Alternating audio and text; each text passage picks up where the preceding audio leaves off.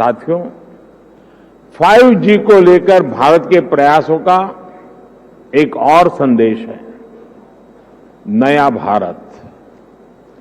Technology का सिर्फ consumer बनकर नहीं रहेगा, बल्कि भारत उस टेक्नोलॉजी के विकास में, उसके इम्प्लीमेंटेशन में बहुत बड़ी एक्टिव भूमिका निभाएगा।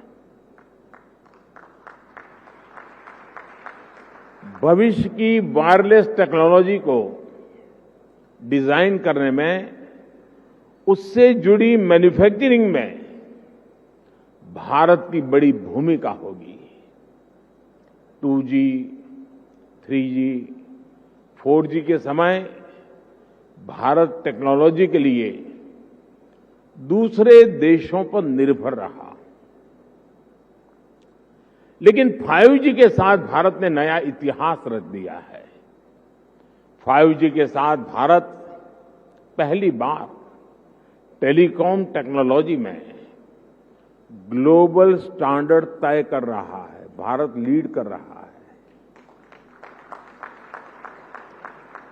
आज इंटरनेट का इस्तेमाल करने वाला हर व्यक्ति इस बात को समझ रहा है कि 5G इंटरनेट का पूरा आर्किटेक्चर बदल कर रख देगा।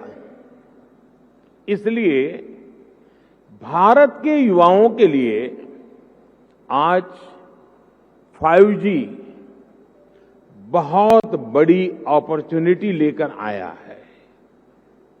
मुझे खुशी है कि विकसित भारत का संकल्प लेकर आगे बढ़ रहा हमारा देश दुनिया के अन्य देशों के साथ किस तरह कदम से कदम मिलाकर चल रहा है। ये भारत की बहुत बड़ी सफलता है। डिजिटल इंडिया अभियान की बहुत बड़ी सफलता है। साथियों, जब हम डिजिटल इंडिया की बात करते हैं तो कुछ लोग समझते हैं कि ये सिर्फ सरकारी एक योजना है,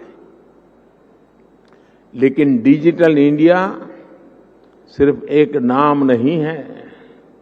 ये देश के विकास का बहुत बड़ा विजन है।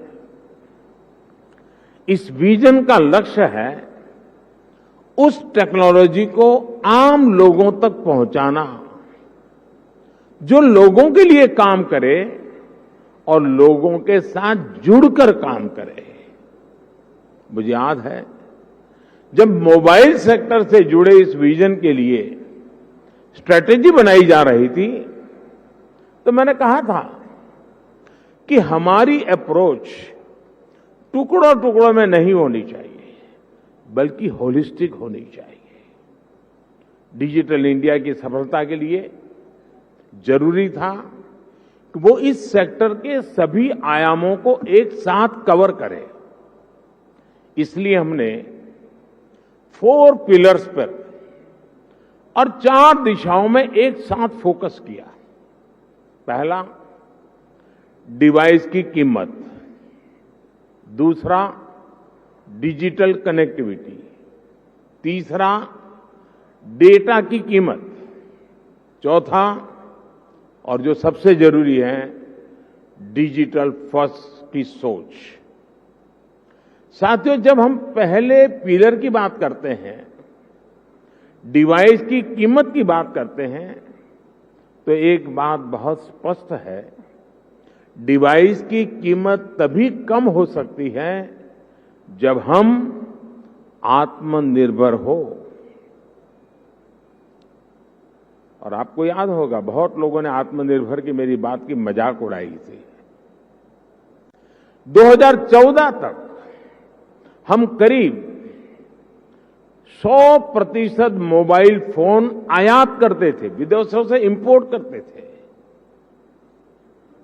और इसलिए हमने तय किया कि हम इस क्षेत्र में आत्मनिर्भर बनेंगे। हमने मोबाइल मैन्युफैक्चरिंग यूनिट्स को बढ़ाया। 2014 में जहां देश में 2 मोबाइल मैन्युफैक्चरिंग यूनिट्स थी, 8 साल पहले 2, अब उनकी संख्या 200 के ऊपर है।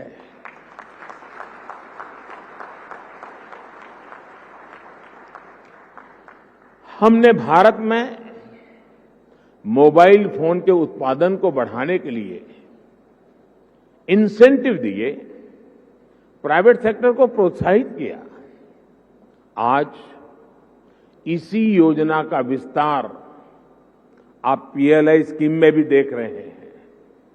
इन प्रयासों का नतीजा बहुत पॉजिटिव रहा। आज भारत मोबाइल फोन उत्पादन करने में दुनिया में नंबर 2 पर है। इतना ही नहीं, जो कल तक हम मोबाइल इंपोर्ट करते थे, आज हम मोबाइल एक्सपोर्ट कर रहे हैं, दुनिया को भेज रहे हैं।